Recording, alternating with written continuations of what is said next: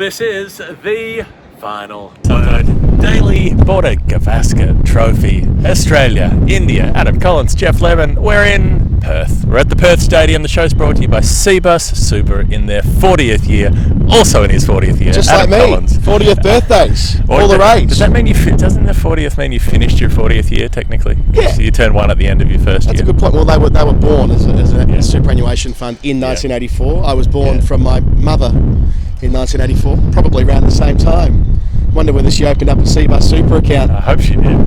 It was called the Building and Union Superannuation Scheme then, wasn't it? Something like that. We will talk to you more about Cbus through the course of the summer, if you're only watching us for the first time this summer, because you're tapping in for the Border-Gavaskar. And if you are, I get it. More power to you. I understand that for many, the summer only feels like it begins when it's the whites are on and it's the red ball and it's the hard Perth track as it is being talked up right now, and fair enough too. And it's 6 weeks long. It goes from the first ball in the first test to when 7 Australian players retire in Sydney. That's how summer works for some people, but not for us, because it's always summer somewhere when the cricket's on. The cricket's about to be on here. The first test in Perth, that switcheroo of the Australian schedule, that means that the Wollongong Jabba will no longer be the first test hosting place, at least for the next 6 years, and maybe a bit beyond that, given they have an Olympic stadium that they may or may not build. They keep arguing about that. They'll decide that at some point, but we know that it is the next 6 years, isn't it? We'll be here on the Snake Pit. The fiery. Will it be like the Wacker pitch of old? Let's just roll out all the same tired old bullshit. The Wacker's just across the river. They could have brought the pitch over here. They didn't. They built a new one out of similar clay. It hasn't been impossible to bat on, but it was spicy, a little bit spicy last year. I never really know which way to point when I'm saying it feels like the Gabba. I never quite know where I am in the Gabba. This is just a much nicer looking Gabba for those who haven't been to Perth Stadium before. It's got like light shows and there's a casino around the corner, which is probably the reason why they built it over on the Burswood side rather than on the city side, probably. So yeah, that's why we're here. I do miss the Gabba being the focal point of the first test match, but I also think that from a selfish perspective, living in London, my jet lag is I'm 3 hours to the good, although I have barely slept the 2 nights that I've been in Australia, but that's okay. That's just part of being a fly outside. If you're watching on the video, it's behind us. That's where the Wacker would be. It's basically west. I said that on the video before. I pointed behind me and said the Wacker, and then I described this as the Wacker, because I think in my mind it's hardwired to think about Perth and the Wacker in the same sentence, with the sandgropers and the black and the gold and Big Tom Moody, who we've got on the live show tonight. That's kind of thing. Yeah, which is probably no use to as information to anybody watching this, but maybe if you play this in Perth 2 hours before we're on stage at the Rosemount Hotel at 7 p.m, why not come on down? We'll be there all night. You might as well come and join in the fun. Okay, tell me what's going on, because I've just got here. You've been here for all of, 24 hours, whatever it is. You've got the vibe, you've got the taste. You're licking a finger and popping it in the air and going, that's Josh Hazlewood, that's him, yep, Mitchell Stark, yep, they're playing. We don't officially know who's playing for India. We've had some speculation, but there will be changes. Where do you want to start? We sort of know what the Australian deal is, don't we? Yeah, and I think that's kind of the vibe. I interviewed Nathan Mook. Yeah, and that's it. Well, that's it. It's the one big structural shit. I did the Pat Cummins interview for radio when he did his presser earlier. Chilled out. I mean, Pat's always chilled out day before a test, but they're in a really good place. So yeah, a change to the opener position, because Steve Smith shuffles down to 4, as was his wont, and Cameron Green not in the side. So they've got a little bit of a balance challenge there, given that Mitch Marsh has not been bowling in 4-day cricket. I actually think that if they need an extra seamer, that Marnus Labuschagne's going to do some lifting, bowling short. If they need to go to the short ball attack, which in modern cricket isn't sort of necessarily a hostile thing in quite the way that it was in the 80s and 90s, the short ball thing here tends to be when you want to slow the game down to a crawl, and you can put 5 blokes out, 3 on the leg side, 2 on the offside, and chance your hand a little bit. And Labuschagne's been perfecting that, air quotes, at Shield level over the 2 games that he's captain for Queensland. But taken as a whole, Australia feel good. The big 3 quicks plus Nathan Lyon, the quartet that took them from Perth to Christchurch. The quartet that lost the last 2 Border-Gavaskar series in Australia. That is true, although I do feel like the energy's considerably different. Well, it's 18, 19. I just find it interesting. I just find it curious that I mean, it never happens. You never get the same. They've played more together than any four bowlers in history. We've talked about that before. But it's interesting that the supposedly fearsome quartet are the ones that India dominated 2 times running. They did and they didn't. So not saying it wasn't hard work. Yeah, 18-19 was an exercise in grinding Australia into the ground, and Pujara facing nearly 1,300 deliveries in the process. And I loved Josh Hazlewood yesterday, by the way, saying that, what was the line? It was, I'm glad he's not here. I'm glad Pudgy's not here. I reckon there's a lot of Australians saying I'm glad Pudgy's not here. He wanted to be here. Like, he was available for selection, Pujara. And look, he was doing tally with Ravi Shastri in India earlier today. Yeah, he was very honest about it all. I've corresponded with him about it as well. Like, he wanted to play this series, right? Like, he's not retired. Nope. He thought he was in the best group to come and play in Australia. Why wouldn't you? You know, what he did in Sydney and in Brisbane last time bolsters that point, but they've decided to move on from him. Devdutt Padigal, who played that one test match against England earlier in the year, he wasn't even in the squad, and he's vaulted from India A, couple of scores at Melbourne, finds himself not only in the squad now, but batting at number 3. So I suppose he's there to play the Pujara role. Again, you don't want to sort of typecast him this early in his international career, especially when he's done. Especially when he's been such an IPL slaughterer of the cricket ball. It's not fair at all to describe him the way I did, but online there's a bit of this. Like, if you want a guy to bat for a really long time, he has the skills needed for that. So does Virat Kohli, by the way. Okay. It's just that Kohli hasn't done an awful lot of that in 2024 when he's averaging in the low 20s. Compared to, people forget that in 2023 Kohli averaged in the mid 50s. So yes, there's a wider decline to chart from November 2019 onwards, when he had that long drought between then for 3.5 years before his next century, which was against Australia at Ahmedabad, the last time they played for the Border-Gavaskar. But and then Rishabh Pant batting 5, which is fun and interesting, gives them that flexibility. And then Dhruv Jurel, who's going to bat 6 as a specialist bat, having been the keeper. And then it feels I gotta say, stiff Sarfraz Khan. I know that it's all about Jurel looking so good in the nets and all the rest of it, and then handling the pace and so on. But 3 tests ago, Sarfraz makes 150 in a match when they're absolutely screwed, by the way, after they've been bowled out for 40 in the first innings. And I was writing about this in the preview I put together. Makes that 150 at number 4, so next start he's at number 6. After that he's number 7, then he's at number 8 his next 3 innings. There's sort of things that seem to happen in Indian cricket perhaps more than elsewhere, where it's like, doesn't matter, don't give him any stability, don't give him any sort of sense that he's owned a spot. No, you can just shuffle around the odd, the night watch is going to come in, bat down there, shift you around, you've had 4 mediocre innings after making a massive 100 under extreme pressure. See you later. Kohli made that a feature, not a flaw, when he was captain. What was that stat that his first 40 tests in charge, he changed the team every single time? Yeah. It's different to the way that in Australia it's a bit more set and forget once they've got a combination that they like. And in this instance, Sarfraz finds himself out. On the other side of the ledger, though, and maybe Jadeja does, reports last night in Bharat's old paper, The Express, saying that they're going to go without Jadeja. I can only imagine that's because there's some niggle there. I know they want Ashwin in the team.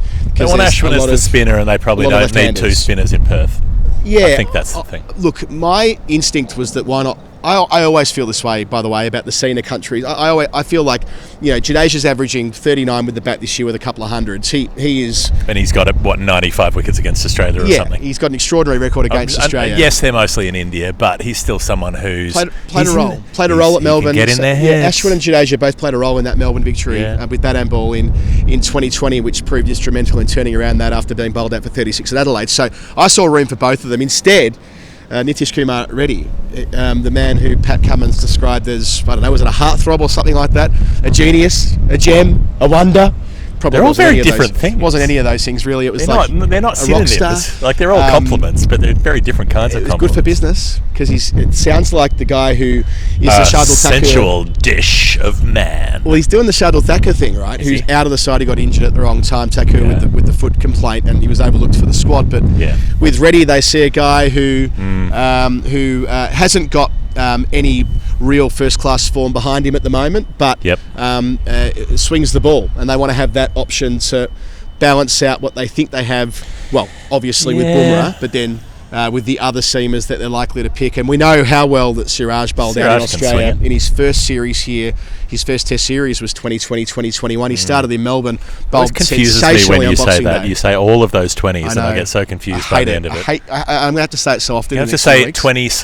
20/21 or It's something. too- We've it's got to too find much. a tighter way to do this. Yeah, you can't say 2021 either because it doesn't. 20/21. Yeah, you got to have another word in there. Maybe it is /20. 2000 and 2021. Yeah, it's yuck. You can't go 20/21. Siraj, though, it was all that work he did for India A. The 70 wickets he took before he even played in the senior squad. They developed him for years, like in a lab in a test tube, and he came out perfectly for them and won them the series. Well, played a role in winning them the series by taking a 5 at Brisbane. So can't wait to see Siraj again. One of my faves. Yeah. So he'll be there, but disappointing with Shardul out and Safra's out. No chunky lads in the Indian side, and At least none of the insufferable Lord Tucker nonsense. Oh yeah. What is it about wanting to bestow these titles on cricketers? Because it's one with Jadeja too, isn't it? Not Lord Jadeja. There's another Sir Jadeja. Sir No, Jadeja, yeah. just it's not.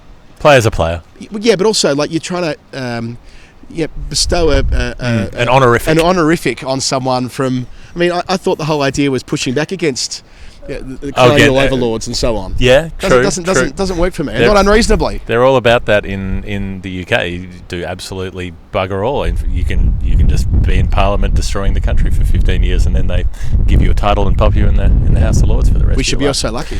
Yeah, I could be a lord one day. I think you're on the wrong side. Leary, well, not really. You get the chance to appoint a certain number. Big Okay. Leary, Constantine ended up a lord. Yeah, he did a bit more though. than me. He did a Did a fair bit more than me. I'm getting some sort of some Donald Trump. Nobody's done more for Black Americans than me, sort of thing. Like Abraham Lincoln did a bit. Yeah. Sort of, paid a price for it. Anyway, let's move on from that. We have so we've got this Indian side where we think we know how it's going to go, but you never know because they are a team that does like to pull a surprise on the morning. They might like to throw in a young 22-year-old quick or something like that. Did you hear the one about Gill maybe being fit?